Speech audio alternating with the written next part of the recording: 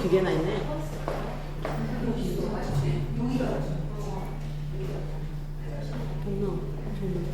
있네. 두 개나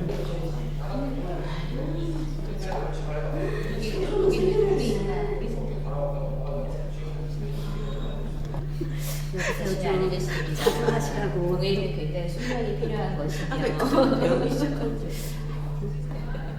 이분들의 경쟁력입니다. 가벼운 것 같은 거 어렵지. 그래서 리스트치가 이런 제품도 차징피는 경우가 있어요. 종이지가 한 그래서 이게 비오는 우리 같은 경우 많이 이렇게 되면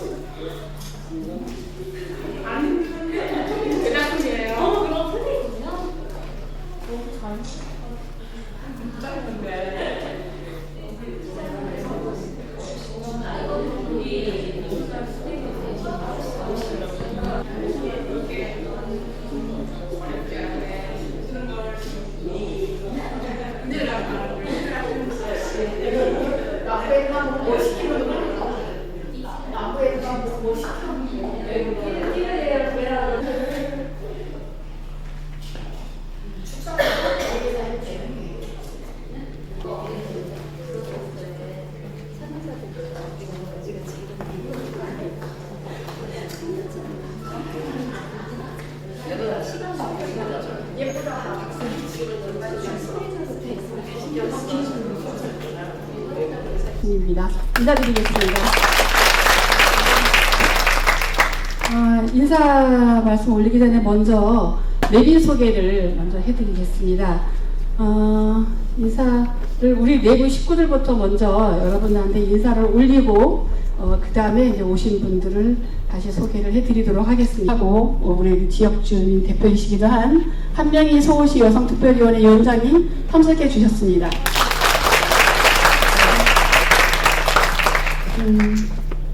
그 다음에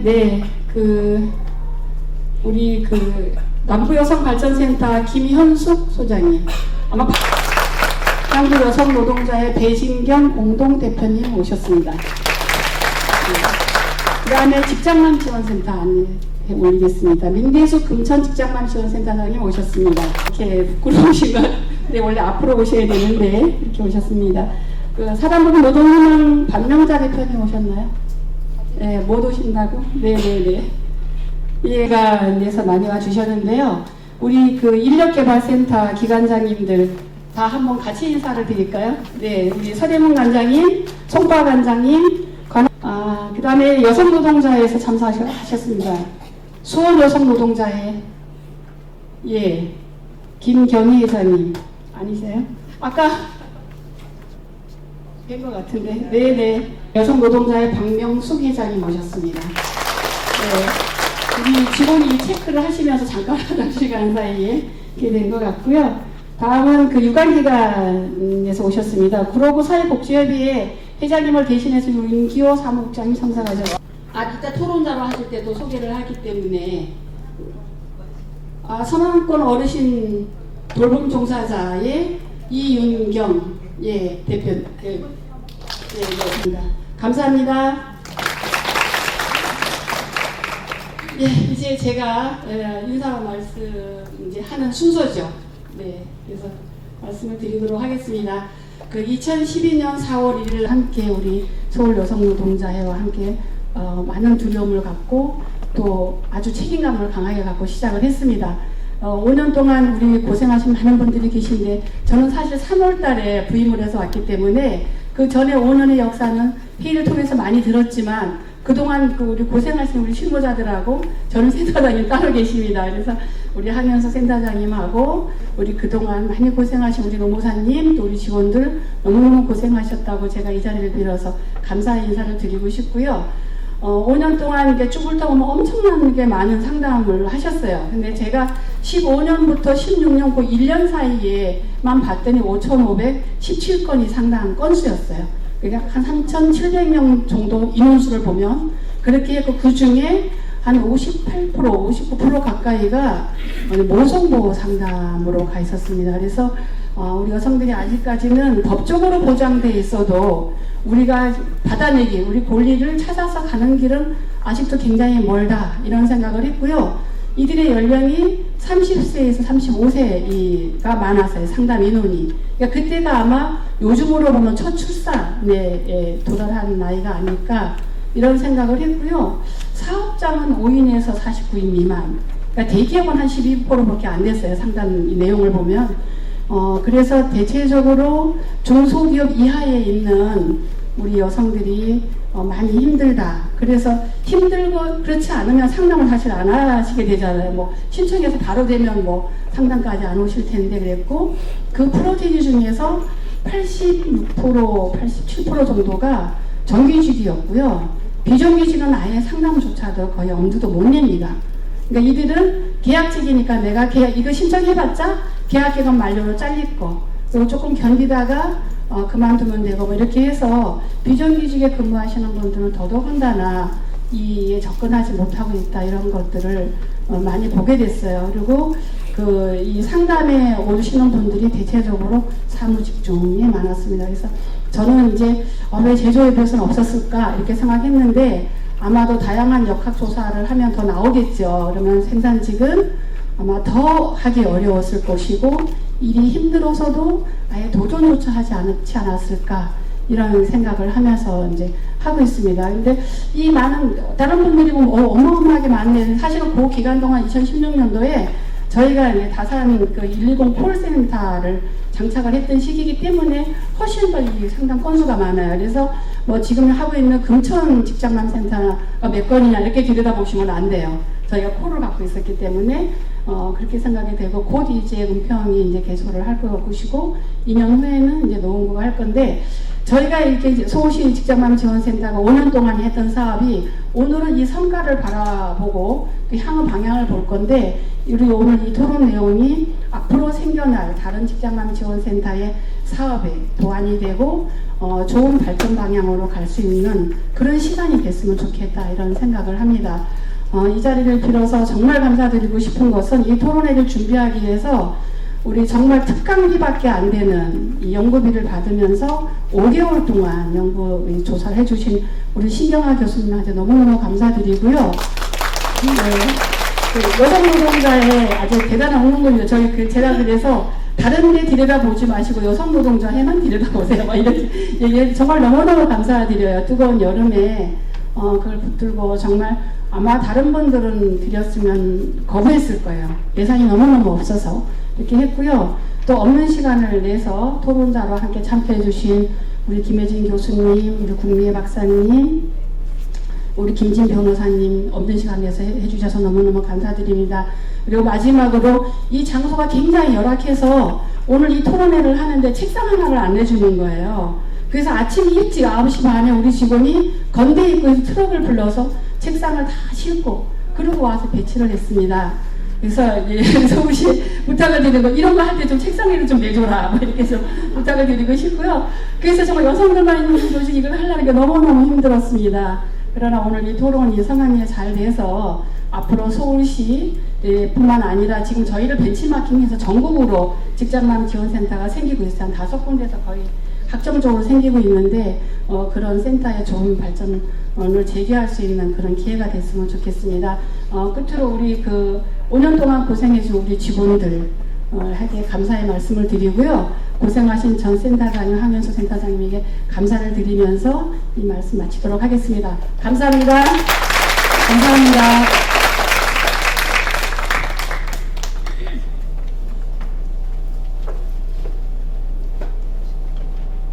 네, 인사 한 말씀으로 수고해 주신 센터장님께 수명이는 같은 조직에서 대응하는 신청할 때 눈치 많이 보였습니다. 이 있는 제도가 정말 실용성이 있게 사용. 봐주실 분이 없어요. 내가 100일이 지나자를 우리 집에 보냈어. 죄책감과 우울함이 3개월 정도 갔어요. 직장맘들이 삶의 만족이 떨어지는 것도 어떻게 보면 직장과 또 가사에게 만족을 잘해야 되는 압박과 잘해도 기본이고 못하면 것도 어렵고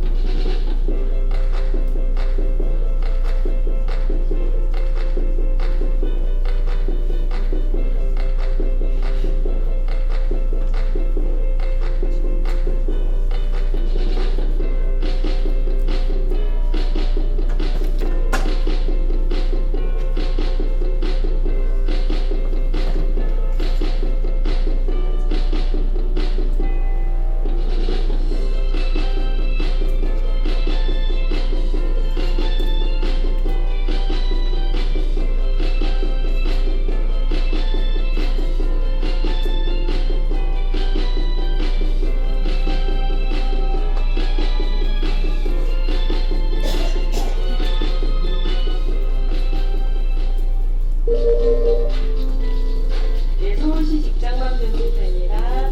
육아휴직하고요. 출산휴가하고 그래가지고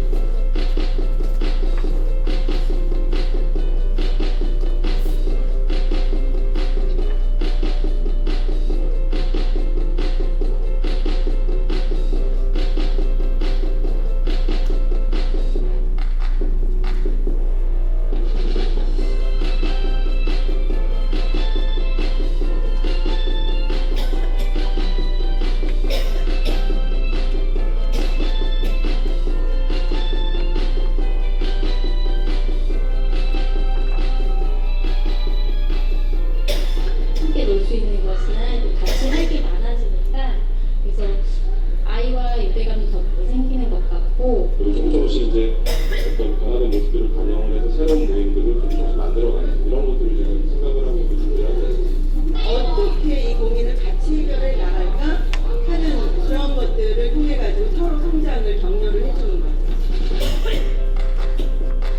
연구소였어요. 그래서 저도 임신도 처음이었고 그 연구소에서도 육아휴직을 처음 주는 그런 상황이었습니다.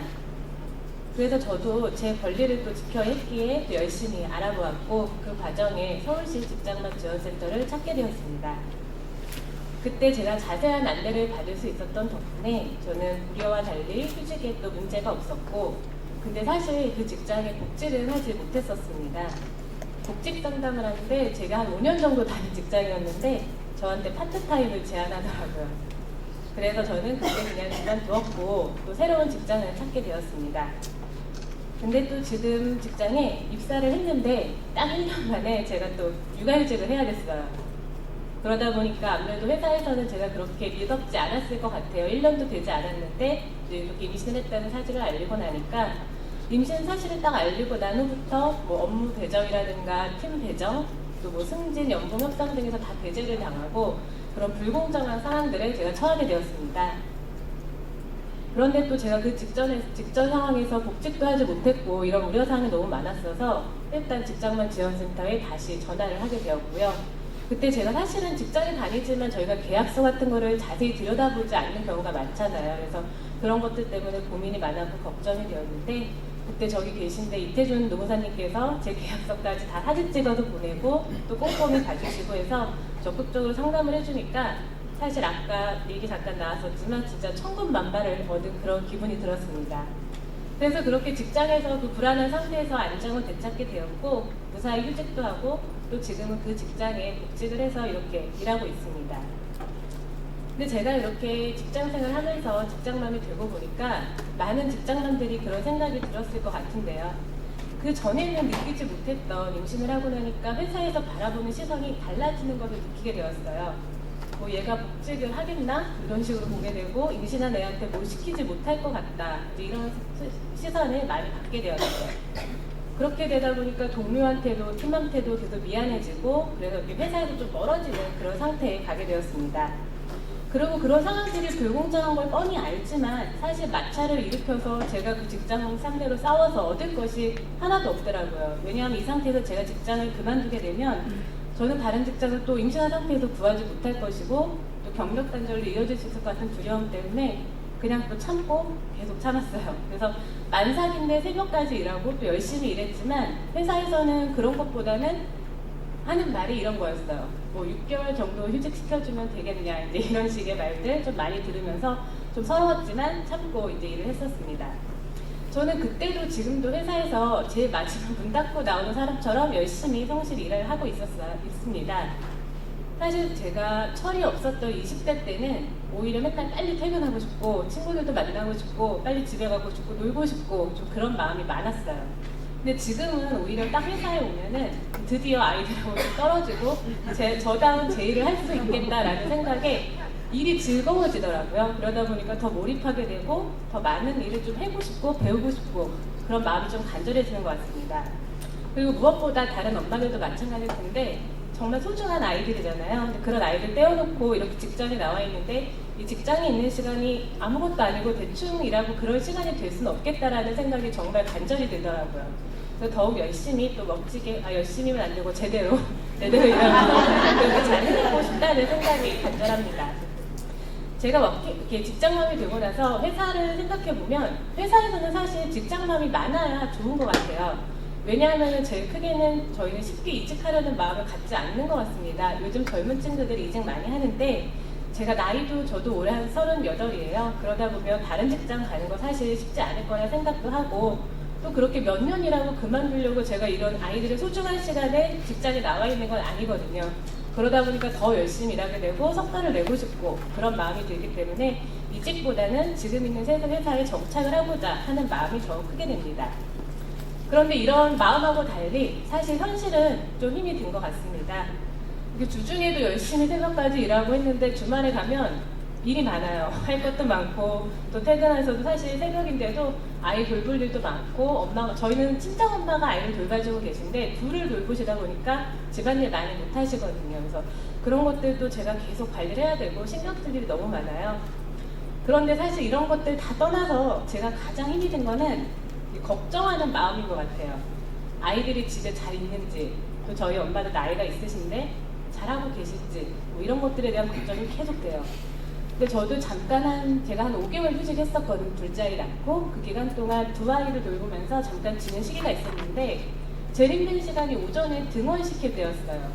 아이가 어린데 제가 혼자서 아이 둘을 보다 보니까 그 아이 둘을 데리고 큰아이 등원을 시키러 유치원 버스까지 가야 되는데 그 시간이 그렇게 어렵더라고요. 그 시간 맞추는 거 하면 날씨가 또 비가 오거나 하기라도 하면 어린애까지 데리고 제가 또 나가야 되니까 이게 쉬운 일이 아니었어요. 또 지금도 날이 곧 추워질 텐데 진짜 저희 엄마가 너무 걱정이 되고 있습니다. 사실 그래서 그냥 상상만 해요. 저희 엄마가 얼마나 힘들까. 제가 해줄 수 있는 게 없더라고요. 뭐 옆집에 부탁을 해서 뭐 한 달간 좀 부탁도 드려봤는데 사실 그게 쉽지 않잖아요. 매일 같은 시간에 누가 다른 집 아이를 돌봐준다는 것이. 그래서 이럴 때 만약에 좀 쉽게 이용하고 지원이 되는 그런 등하원 도우미가 좀 있으면 좋겠다는 생각이 좀 간절히 들었습니다. 그리고 또 두 번째로는 저희 엄마는 할머니잖아요. 사실 나이가 이제 70 가까이 돼가신 할머니인데 아무리 저랑 제 동생을 키워내신 어머님이긴 하지만 요즘 육아와는 좀 다른 시대에서 사셨던 것 같아요. 그러다 보니까 친정 엄마하고의 겪는 육아 갈등 스트레스가 되게 크더라고요. 저뿐만이 아니라 사실 시어머니보다 더 큰 것 같아요. 친정 엄마하고 많이 얘기를 할 수 있어서 그런지 모르겠는데 그러다 보니까 이 할머니들한테도 좀 이런 공부를 시켜줬으면 좋겠어요. 뭔가 막 저는 절대 소금 안 치고 이런 거 해주고 싶은데 뒤에서 막 넣고 계시고 이런 일들이 너무 많아서 이제 그런 스트레스가 많은데 저희 엄마한테는 그게 하나도 중요하거나 크게 다가오지 않는 것 같아요. 근데 요즘 엄마들한테는 아토피라든가 여러 가지 상황에서 사실 그런 것들이 많이 두렵고 걱정이 되거든요. 그래서 이런 것들에 대해서 서투른 할머니들을 좀 가르쳐주고 또 지원도 해주고, 엄마들은 어울릴 곳이 많잖아요. 커뮤니티 활동이라든가 또 인터넷으로 찾아봐도 되고. 근데 저희 엄마 같은 경우에는 사실 정말 다행히 동네에 친한 할머니 한 분이 생기셨어요. 그래서 같이 서로 도와가며 이렇게 지내실 수 있는데, 그렇지 않은 할머니들이 많더라고요. 그러면 혼자서 그런 육아 스트레스가 많은 것들을 감당하고 계실 텐데, 그런 할머니들이 좀 지원을 받을 수 있는 동네 쉼터 같은 곳, 같이 모여서 얘기라도 좀 나누고 그런 시간들을 보낼 수 있는 곳이 좀 지원이 되면 좋겠다, 이제 그런 생각거든요. 그래서 아직 이제 다른 회사들은 좀 많이 시행이 되고 있기도 하는 것 같은데, 이런 스마트 오피스 이런 것들이 좀 빨리 실현이 된다면 저 같은 직장맘들이 애들 때문에 정신이 없기만 그런 아줌마가 아닙니다. 누구보다 일하는 게 좋고 또 필요해서 또 절실하기 때문에 이렇게 이 자리에 있는 것이거든요. 그래서 임신하고 휴직하는 직원들이 떠날 직원이라고 직장에서 생각하지 마시고, 또 2배의 자신감을 갖고 이 자리로 돌아올 수 있는 재원으로 여기고 투자와 지원을 아끼지 않아 주셨으면 좋겠습니다. 그리고 모든 일하고 싶은 엄마들이 스스로 자신감을 회복하고 이 사회로 돌아와서 엄마들의 마음처럼 따뜻한 세상 함께 만들어가면 좋겠습니다. 감사합니다. 서초구에서 그 돌봄이모나 공부모이라는 커뮤니티를 꾸려가고 있는 김희진이라고 합니다. 제가 사실 슬라이드 준비를 했는데요. 막 되게 여러 가지 생각이 들어서 5분 안에 또 하셔야 된다고 하잖아요. 저는 사실 5박 6일을 얘기할 거리가 있는데 5분 안에 하라고 하셔서 되게 가슴이 긴장이 돼요, 지금. 그래서 뭔가 슬라이드는 그냥 좀 나중에 빨리빨리 넘기기로 하고, 저 여기 이렇게 계신 분들을 보니까, 특히 이렇게 앞줄에 앉아 계신 이 분들 보니까 너무 좀 여러 가지 생각이 드는 거예요. 그 시절에 어떻게? 애를, 저도 미칠 것 같은데, 어떻게 해오셔서 이런 것들을, 이런 활동들을 이렇게 해서 어쨌든 직장원 지원센터를 태어나게 만드신 분들인 거잖아요. 그래서 선배라는 생각이 들어서 울컥하고 30년 동안 정말 변화가 있는 듯 없는 듯 이런 상황에 대해서 많은 걸 생각하게 됐고요. 저희 딸이 2012년생이에요.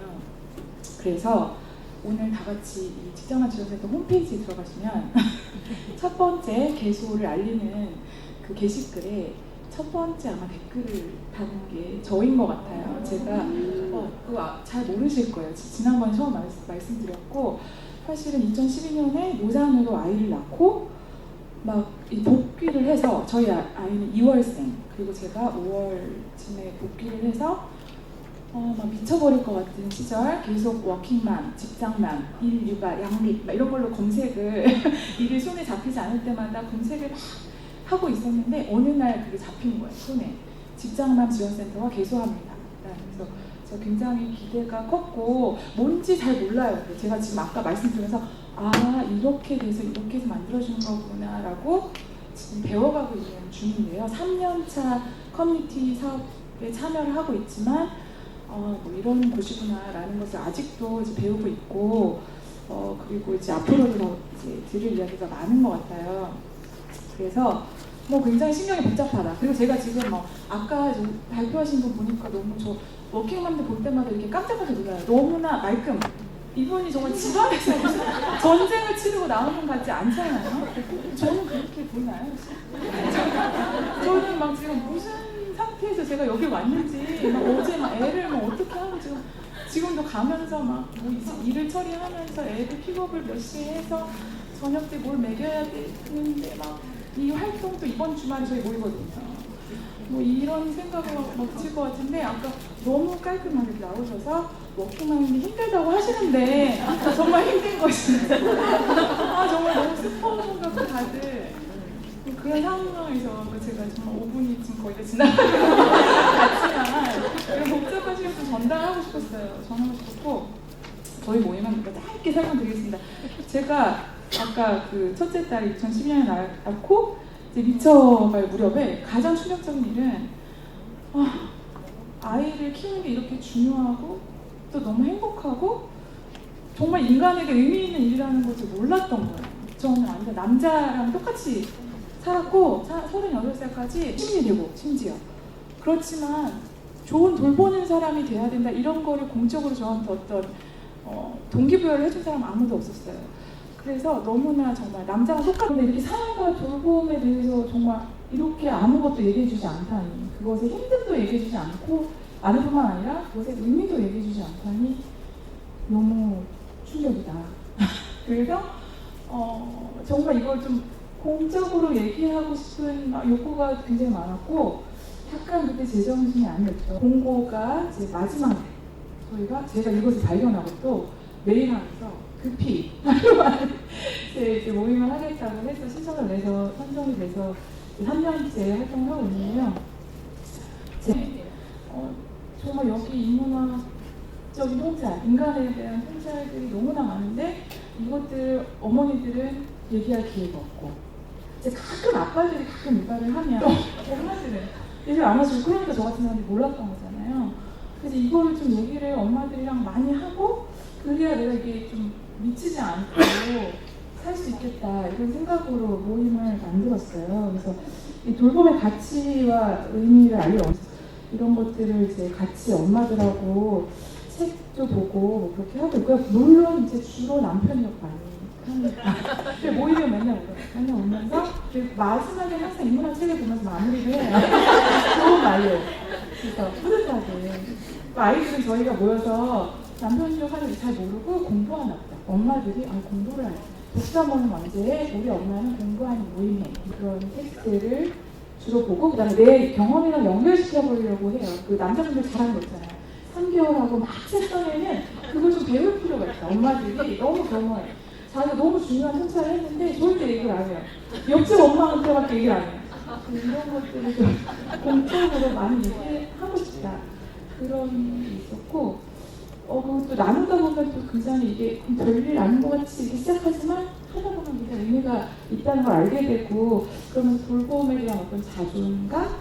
다 좋은데 근데 일단 사람들이 돌봄에 대해서 제대로 평가해 줬으면 그게 제일 그렇지 않은 게 가장 힘들었거든요. 정말 뭐 놀다 온 줄 알고 그냥 보고 그리고 아니면 그냥 너무 힘들다 고생했다 군대 갔다 온 것처럼 근데 혼나지 않으면 하지 않잖아요. 정말 중요하고 편한 일이라는 거를 좀 굉장히 얘기 많이 해야 될 것 같아서 그래서 그런 걸 하고 있고 그래서 이런 거 지원해 주셔서 직장원 지원센터가 되게 고맙다는 얘기를 하려다가 죄송합니다.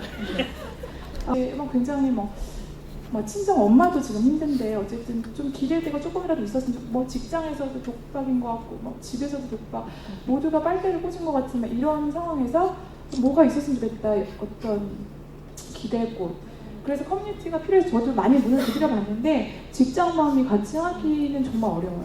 정말 어렵고 그래서 그 특수성을 좀 이해해주는 이런 센터를 한 번씩 열고 있어요. 그럴 때는 외부 강사들 모셔가지고 이렇게 하고 있고 또 아까 말씀드린 대로 아이들이 주로 직장 다니면 애 둘 낳으셨지만 둘 이상을 낳기 정말 힘들잖아요. 이게 5박 6일을 다음에 그래서 그렇게 아이들도 같이 모이고 있습니다. 저희 이게 다 좋았다는 얘기고요. 그 박원 선생 읽으면서 우리도 50대, 60대에도 시작할 수 있다 이런 얘기도 하고 아이들 접수도 잃어버린 시간 찾아서는 이제 애들이 왜 이렇게 잠을 못 잘까? 원래 인간은 잠을 쉽게 잘 수 없는 사람이에요. 그렇고 이건 아티스트의 육아가 종합예술이더라고요. 그래서 굉장히 예술적인 이거를 살려내는 이런 책도 한번 같이 봤고요. 이거는 이제 친한 고등학교이고 그래서 이런 게 아까 말씀드린 거고요. 이렇게 저희 딸입니다. 생일 축하드립니다. 오늘 불러주셔서 감사합니다. 를 이렇게 같이 이제 연구를 하게 되니까 제가 잔호명이라는 걸 외워가지고 별 의미가 없는 겁니다. 그냥 해가지고 그냥 해가지고 와서 와라 가라. 그래서 가봤는데 오늘도 이분들이 장난이 아니에요. 처음에 5명으로 시작해서 정대니까 그래가지고 정말 잘하시는 거예요. 정말 똑바로 하시더라고요. 똑똑하게. 이걸 너무 잘해서 이 비결이 뭘까? 두 번째는 우리가 그런 얘기 하지 않습니까? 여성 모임은 되지 않는다. 그러니까 법과 제도의 낮은 실효성, 이 문제를 어떻게 해결할까? 그게 저야 굉장히 중요한 숙제였습니다. 그런데 제가 이제 한 가지 이 직장맘 지원센터를 보면서 얻었던 답은 법과 제도가 있을 때, 또 정책이 있을 때 그것을 우리가 보통 학문적으로 법 전달 체계 뭐 이런 좀 이상한 이름을 붙이는데 그것을 집행하고 실행하는 그 기구가 참 중요하겠다. 아무리 좋은 법을 가지고 있어도 그것이 제대로 집행이 안 되고 전달이 안 되고 의미가 없는 거고, 뭔가 우리가 너무나 법이 제도가 실효성이 없다. 일반 시민들 난 정책의 효과 그런 거 잘 모르겠다. 이렇게 얘기할 때는 그 중간 연결이 뭐가 문제가 있기 때문이다라는 생각을 하게 되었고, 그런 의미에서 직장맘 지원센터가 기존의 여성들을 위한 여러 가지 제도 이런 것들을 어떻게 공연하고 실행하는가에 제가 관심을 갖게 됐습니다.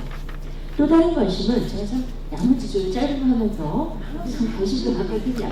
참 이렇게 약간합니다. 네, 사실은 굉장히 많은 걸 제가 받았는데 저는 이런 겁니다. 여기 계신 선생님들 이따가 말씀만 같이 나오겠지만 사실 다 힘들게 살아왔죠. 힘들게 살아왔는데 우리 지금 후배들도 아까 그 선생님 보시지만 후배들 저렇게 씩씩한 후배들도 너무 힘든 거예요. 그런데 그 직장맘, 워킹맘들이 뭐가 힘들까? 그러면 어떻게 견뎌내고 있느냐?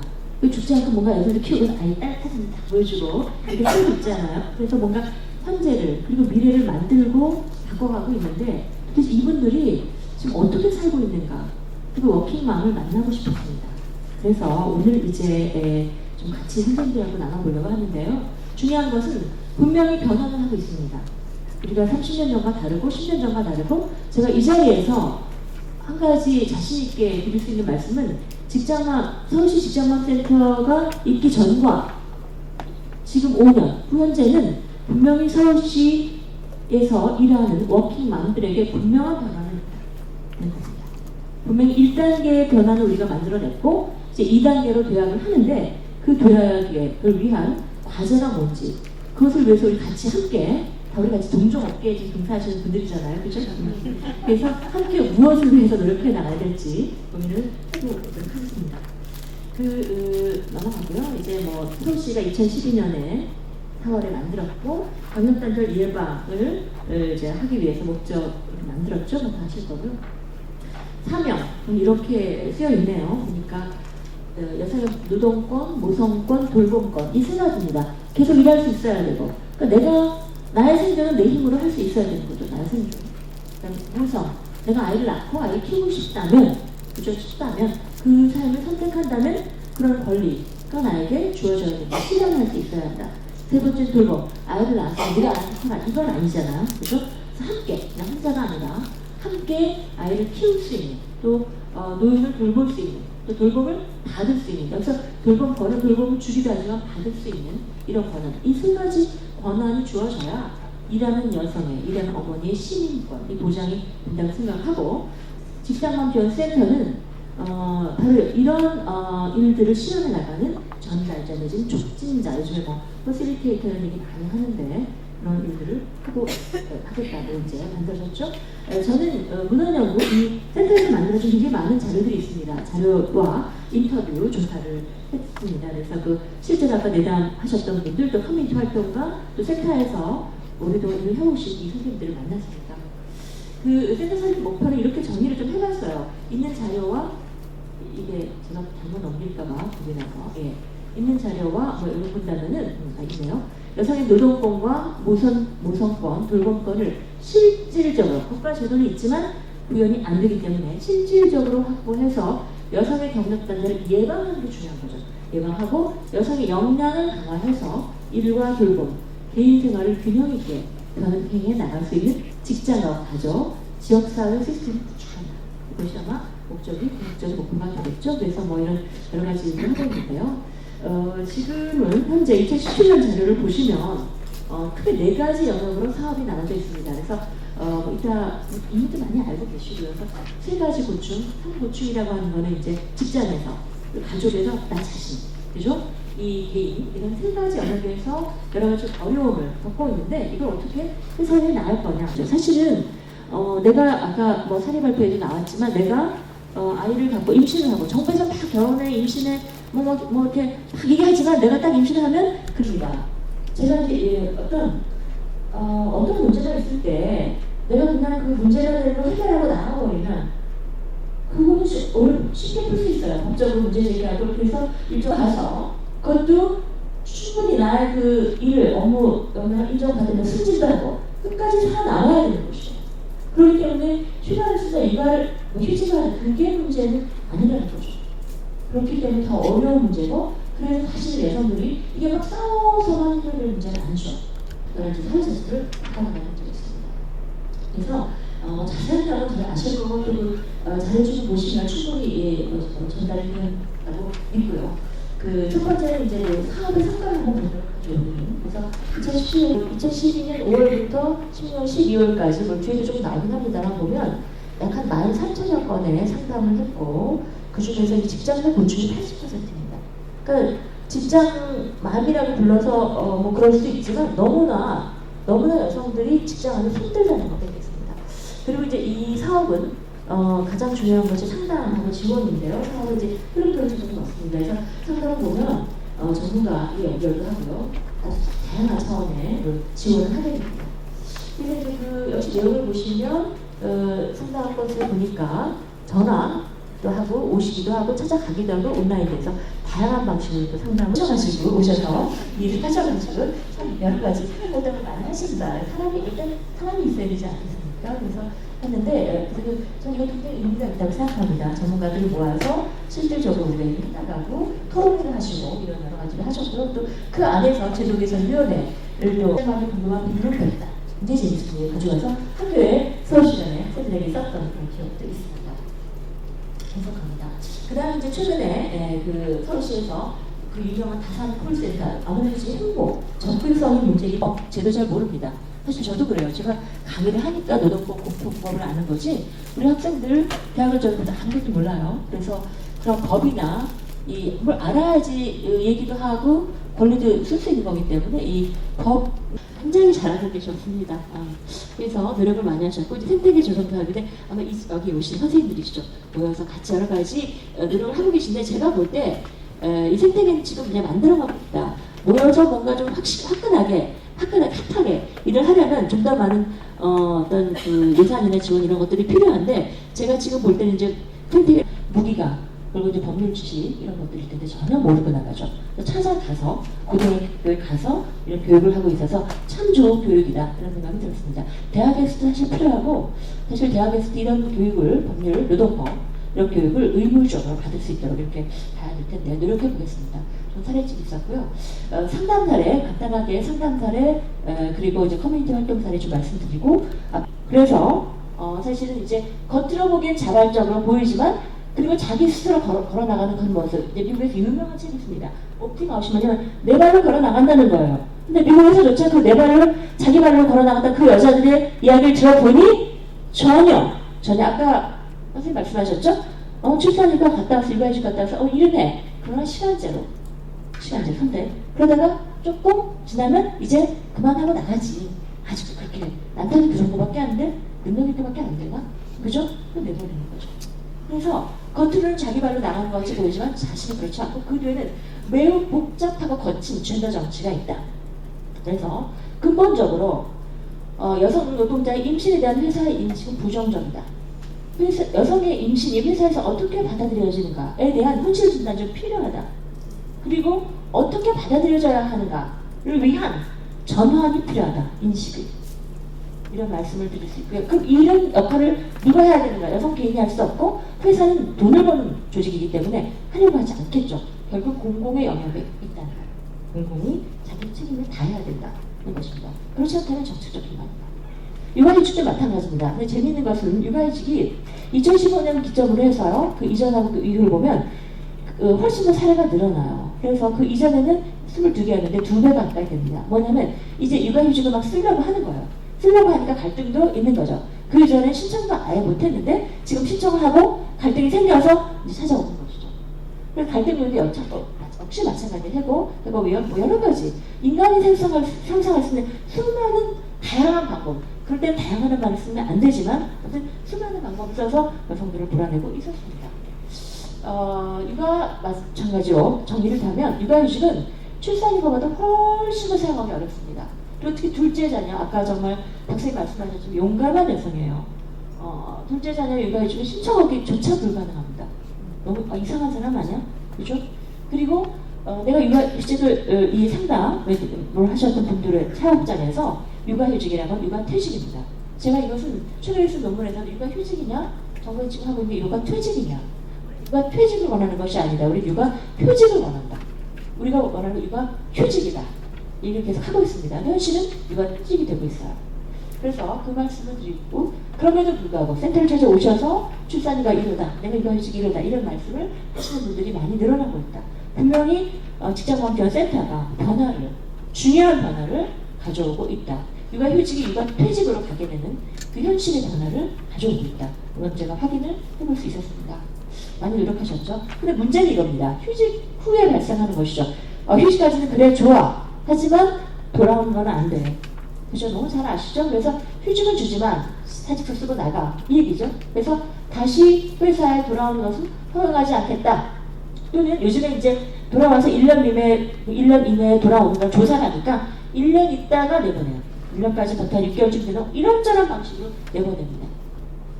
자, 그럼 또 우리가 2년 동안 조사해야 되나요? 3년 살아. 그죠? 어떻게 모르겠습니다.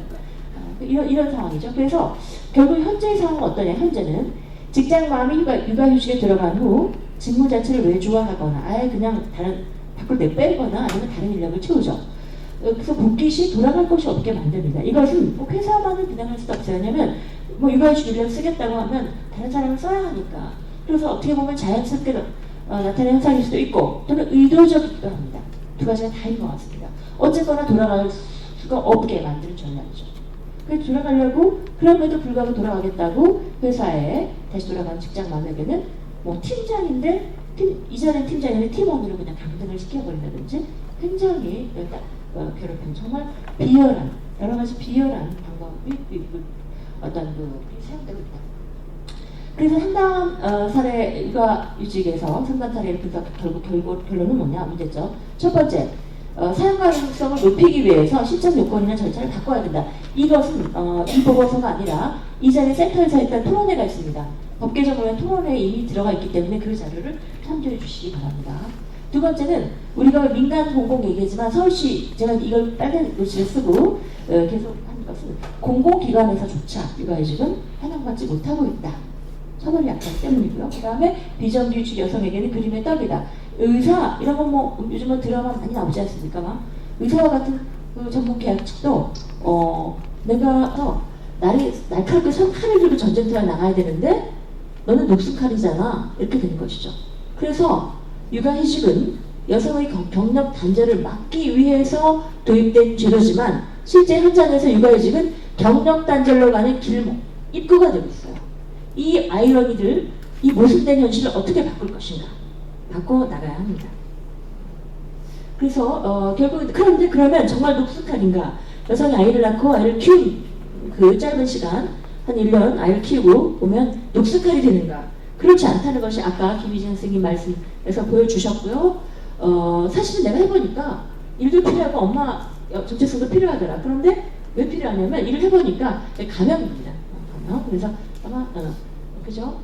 통찰력, 일에 대한 몰입이 늘더라. 아까 박사님 말씀하셨죠? 더 열심히 20대 때 대충 했는데 아이 키우면서 정말 열심히 합니다. 그죠? 그리고 인내심, 포용심, 책임감, 이해심 같은 것들이 생겼다. 훨씬 더 일에 대해서 책임감과 통찰력, 사명감을 갖게 됐다는 거죠. 결코 녹슬지 않았다는 겁니다. 더 날이 단단해져서 돌아오는 것이죠. 그래서 돌봄 경험이 여성의 업무 능력에 긍정적인 효과를 가져올 것이다. 이건 이 돌봄 이 휴가를 쓴 남성들도 그런 얘기 하시죠. 그래서 우리가 경력 단절이라는 말을 저는 사실 제가 안 쓰거든요. 어쩔 수 없이 법이 만들어져서 하는데 단절이 아니에요. 일시적인 돌봄의 업무를 하는 것이죠. 돌봄의 노동을 하는 것이죠. 그래서 가겠습니다. 그래서 결국 이제 그러면 직장 인터뷰에서 직장맘들에게 아이는 뭐냐? 나를 성찰하게 해준 존재다. 비용 합리성으로 따질 수 없다. 그럼에도 불구하고 꼭 나아야 되는가? 이런 고민을 할 수밖에 없는 둘째 아이 꼭 낳아야 돼? 이런 고민할 수밖에 없게 만들고 직장맘들에게 센터는 지원군이다, 우군이다, 동지다. 제가 이 표현을 보고 제가 웃었는데요. 다 전투적인 용어예요.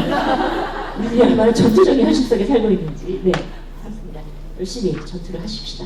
그래서 이제 굉장히 재밌는, 정말 저는 한국의 여성들이 일하고 있는 상황을 이 짧은 이 말처럼 이렇게 정확하게 여기 다 들어가 있다고 생각합니다. 한번 들어가서 읽어보시고요. 트랜스포메이션이 필요하다. 그리고 우리가 살고 있는 가부장적 자본주의 사회의 가치관, 존재론, 인식의 프레임을 근본적으로 뒤흔들어 버려야 됩니다. 근본적으로. 그러니까 육아휴직 몇 명에서 이게 아니에요. 선생님들 여기 지금 같이 동종업계에 근무하시는 선생님들, 우리가 알고 있는 일은 잘 할 수 없잖아요. 그죠? 또 도움받기도 어렵고 외로울 수도 있고 혼자 세상 짐 다 진 것 같고 일을 해야 돼. 집에 가서 이거를 어때요? 끌어올려서 너 죽지 마, 떨어지지 마, 살아, 같이 살아. 돈 내버려 주는 거예요. 안 그러면 저희가 좀 떨어지지 않으면 가든가든 이 여성들의 손을 잡아주는 것, 그것이 여기 이 자리에 계신 여러 선생님들이 뭐 인력개발센터에 계시건 어디에 계시건 그 일을 하고 계시는 것이죠. 넘어가고요. 두 번째는 그동안 정말 어렵습니다. 쉽지는 않습니다만 그 상담이 그냥 상담이 아니더라고요. 요즘 너무 상담이 많아가지고 뭐 상담 EBF하고 이렇게 말하는 필요까지 하고요. 포괄적 법률 지원 다가고 심리적 지지 책임, 이건 뭐냐면 보통 이렇지 않습니까? 저도 학생 상담을 받습니다. 나름 저희 한림대에서 좀 제가 들어오신 신영원 선생님 상담 많이 한다. 오죽하면 한림대에 들어오신 택시 기사님 아세요? 선생님께 상담을 잘해주신다면서요? 사실 저 이거 보고 이제 좀 반성했는데 그래 맞니? 그래 잘하고 웬만하면 네가 알아서 해. 이렇게 되죠. 왜냐면 너무 바쁘니까 시간별로 2시간. 그러기 위해서 여성 친화적이고 돌봄 친화적인 사업적 환경을 만들어 가야 된다.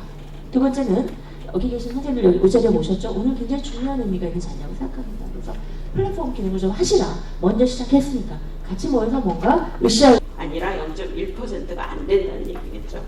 그래서 OECD 중에서 가장 낮고 경력 단절 여성들의 재취업 이슈, 그다음에 여성의 비정규직화 이슈, 성별임금 격차 이슈, 승진이나 이런 경력 개발 기회 격차 이슈, 모성보호 이슈, 이렇게 굉장히 많은 것들이 있습니다. 이 중에서 사실 이런 모든 거에 대해서 다 해결해야 되겠지만 제 일부에서는 왜 직장맘이 여성을 결혼한 사람들, 더군다나 애를 낳고 아까도 계속 이제 그게 선택이다 이런 말씀 많이 하셨는데 왜 그런 선택을 한 사람들만 이렇게 하냐, 이런 문제 제기도 사실 제가 들은 적이 있습니다.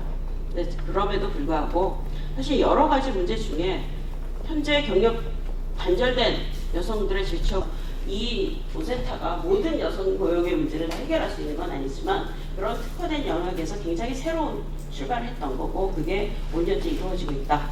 이렇게 저는 판단을 합니다. 근데 그래서 이제 여기까지가 원래 제가 이런 부분들을 한번 우리가 여성 노동 아니면 여성의 삶 아니면 페미니즘 이런 관점에서 그래도 한 번쯤 짚어볼 만한 굉장히 중요한 내용들이 많더라. 그래서 한번 그냥 짚어봤습니다. 그래서 우선 임신, 출산과 여성의 일, 일하는 직장에서 정말 10년을 다녔을 수도 있고 5년을 다녔을 수도 있는 직장에서 너무나 자연스러운 어떤 인생의 과정으로서의 임신과 육아 문제로 인해서 자기가 쫓겨나야 되고 이런 게 얼마나 개인적으로 상처가 되는가 라는 면이죠. 그래서 저거 정말 저도 난 충격을 받았습니다. 딱 하신 인터뷰에 있는데 정말 사람들이 왜 바지에서 수신하는지 이해가 될 것 같다. 그 정도로 절망스러운 그런 일이다. 이게 개인적으로는 우리가 정책 얘기하지만 그게 여성이 임신하고 출산하고 애를 키우면 생산력이 낮아진다. 이렇게 이제 판단을 하고 있는 거죠. 그게 사실이 아니더라도 그런 생각이 있으면서 이제 이런 얘기를 하셨습니다. 그 다음에 단지 내가 다시 복귀했을 때 일만 잘하게 해주는 게 아니라 사실은 그 과정을 통해서 특히 육아나 이런 과정을 통해서 돌봄이라는 게 얼마나 소중하고 중요한 거, 개인들에게 주는 그런 부분에 있어서도 굉장히 중요한 거다. 근데 그런 면이 이제 직장에서 다시 일을 더 잘할 수 있다라는 것도 있지만 저는 보면서 느꼈던 게 우리가 개인이 아닌 그러니까 내가 누군가에게 그 얘기를 할 수 있고 이걸 같이 해결해 줄 수 있다라는 거를 저는 좀 핵심으로 봤습니다. 그런 면에서 얘기한다면 뭐 여기에 혹시 법률구조공단에 계시는 분이 안 계시길 바라지만 여기 얘기를 뭐라고 하냐면 특히 사무직 같은 경우 법률구조공단 가면 어떤 법이 있다. 사실 내가 찾아봐도 나온다, 인터넷. 그런데 정말 내가 이런 상황에서 회사, 아까도 말씀하셨지만 회사를 그만두고 나올 게 아니면 그런 여러 가지 미묘한 문제들을 어떻게 풀어야 되는지 구체적으로 이런 것들을 사실 센터가 해준다는 거죠. 그런 면에서는 단지 법률적으로 도움이 되는 게 아니라 실제로 같이 공감하고 같이 해결해 나가는 그런 어떤 부분으로서, 그래서 결국은 이제 그런 게 아까 밀착 상담 이렇게 얘기하셨지만 그런 부분이 가장 중요하더라.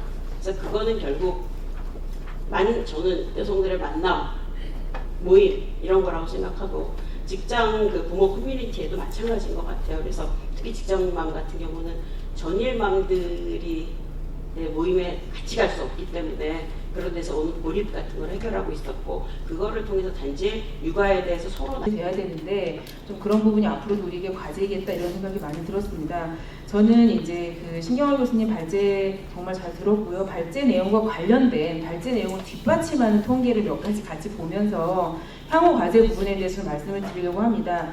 첫 번째 드리고 싶은 말씀은 그 출산휴가 육아휴직이 없는 곳에 이제 도입을 하게 하는 것도 굉장히 중요하지만 있는데 못 쓰는 경우, 사실 지금 직장맘 지원센터가 그런 여성들을 많이 지원하고 있는데, 그거에 대해서 직장맘 지원센터가 해왔던 역할이나 또 서울시가 현재 행정 권한을 통해서 할 수 있는 역할을 통해서 좀 더 적극적으로 개입을 해야 된다, 이런 생각이 좀 많이 들었습니다. 저희 재단에서 이제 올해 상반기에 서울시 경력단절 여성 실태조사를 좀 했었는데요. 저희가 이제 30, 40대 여성 경력단절 30, 40대 여성만 해서 1200명 정도 저희 재단에서 굉장히 큰 예산으로 나름 조사를 했습니다. 그래서 조사한 결과를 보면 110쪽에 이제 제가 그래프로 좀 제시를 해놨는데, 실제 제도가 있지만 사용하기 어려운 조건에 있는 여성들이 굉장히 많다는 걸 이제 통계를 통해서도 볼 수 있었고, 실제 육아휴직이 발제에서도 나타난 것처럼 이 산전후 휴가보다 덜 제도화도 돼 있고 덜 사용되고 있고 또 실제 사용하기는 더 어려운 그런 것들이 저희 조사에서도 뒷받침이 돼서, 제가 이 발제 내용을 읽으면서도 이런 이 질적 조사와 양적 조사의 결과들이 좀 이렇게 연계돼서 우리 여론화 작업이나 이런 걸 할 때 좀 잘 활용됐으면 좋겠다는 생각을 했었습니다. 두 번째는 110페이지 하단에 제가 제목을 달아놨지만 단절되는 게 과연 뭔지 저는 다시 한번 생각해 봐야 된다고 생각을 합니다. 그러니까 실제 발제문을 보면서도 다시 확인을 했던 게, 그러니까 직장 생활이 그냥 중단된다, 그 자체가 단절되는 게 아니라 그 과정에서 겪게 된 어떤 부당한 대우, 직장맘에 대한 적대적인 태도, 비호의적인 분위기, 그리고 노골적인 괴롭힘, 사실 이런 것들이 인터뷰에 참여했던 여성들을 통해서 이 여성의 임신이 회사에서 사회에서 어떻게 받아들여지냐, 이런 거에 대해서 정말 인식 전환이 필요하다, 이런 말씀 굉장히 많이 하셨고 저도 굉장히 공감했습니다. 그런데 저는 바로 그 인식 전환을 하기 위해서 정부 역할 당연히 굉장히 중요하고요. 서울시 역할 굉장히 중요한데, 또 하나는 우리가 단문을 좀 바꾸는데 더 힘을 모아야 된다는 생각이 듭니다. 이를테면 경력 단절이 지금 기혼 여성의 생애 사건 중심으로 얘기가 계속 되고 있죠. 결혼, 임신, 출산, 육아. 이제 그렇게 되는 논의 구조가 수년째, 10년 이상 되다 보니까 사실 이 여성들이 성역할 갈등을 느끼면서 결국 합리적인 선택을 하는 거다. 자기가 버는 돈에 비해 육아나 이런 거에 드는 비용이 더 많이 들면 합리적으로 그걸 버리고 육아에 전념하는 거다라고 하는 개인의 선택으로 이야기가 되는 방식들, 그리고 결국 그렇게 되다 보니까 경력 단절이 일종의 정상적인 기혼 여성의 경로인 것처럼 정형화되고 있는, 저는 이 틀을 어떻게 깰 것인지에 대해서 같이 앞으로 좀 본격적으로 고민해봤으면 좋겠다는 생각이 들고요. 그런 맥락에서 저희 재단에서 했던 조사에서는 경력 단절이 직장을 왜 그만두셨어요? 라고 물어보면서 결혼, 임신, 출산, 육아만 옵션에 넣은 것이 아니라 직장 요인들을 옵션에 넣어서 조사를 해봤습니다. 112페이지에 제가 이제 그 그림으로 제시를 했지만 근로조건 때문에 그만뒀다는 응답이 가장 많습니다. 그런데 기존의 조사에서는 결혼, 임신, 출산, 육아하기 때문에 80%가 그렇게 나올 수밖에 없는, 저는 그래서 조사를 어떤 방식으로 구조화해서 우리가 여성들의 경험을 이렇게 보여주는 근거로 삼을 수 있을까, 그런 거에 관한 고민을 하면서 계속 조사를 하고 있는데, 좀 그런 부분이 좀 우리가 이 단문을 바꾸는데도 굉장히 애를 써야 되는 부분 중에 하나라는 생각이 들고요. 그리고 그래서 이제 아까 그 구조화되어 있기 때문에 잘 보이지 않는다는 말씀을 김진 변호사님도 해주셨지만, 이 여성의 경력 단절은 개인의 생애 사건이 아니라 노동시장의 이중구조와 연결시켜서 자꾸 문제화해야 된다. 그 부분을 다 선생님들 다 아시는 내용이지만 다시 한번 꼭 강조하고 싶고요. 내가 다니는 직장이 계속 유지할 만한 직장이냐, 이거에 대해서 우리가 다시 한번 돌아봐야 된다고 생각합니다. 그래서 112페이지 중간에 있는 그림은 저희가 조사할 때 경력 단절 5년 미만인 여성들만 조사를 했습니다. 왜냐하면 뭐 10년 이전의 경험을 저희가 지금 와서 이제 막 근거로 쓰기가 어려워서 보면 월 평균 임금이 178만 원이었다고 나옵니다. 제가 2014년에 했던 조사를 제가 했던 조사를 다시 찾아봤더니 그때는 150만 원대였거든요. 그때는 이제 기간을 제한하지 않았었습니다. 기간을 제한해서 보니까 월 평균 임금이 178만 원인데 보시다시피 정규직과 비정규직, 고용 형태에 따른 격차가 가장 심각하게 나타나고 있습니다. 이 직장을 유지하면서 그 수모를 당해가면서 아이에 대한 죄책감을 느껴가면서 경력을 유지해야 된다고 말할 수 있는지 우리가 그거에 대해서도 다시 한번 봤으면 좋겠고, 또 하나는 제가 발제에서 분석하신 내용 중에 굉장히 공감했던 그 이론적 시사점이 바로 유도된 퇴직이라는 부분이었습니다. 그래서 여성들이 우리 조사에서 정말 스스로 그만뒀어요, 어쩔 수 없이 그만뒀어요 라고 하면 저희 조사에서도 그 문항을 넣어봤는데 스스로 그만뒀다는 응답이 64.5%인 거예요. 제가 너무나 놀라서 이걸 어떻게 써먹나 하고 그 옵션별로 다시 분석을 해보니까 113페이지 첫 번째 제가 그 그림으로 제시했는데 사실 보기가 훨씬 더 많습니다만 제가 대표적인 것만 갖고 왔습니다.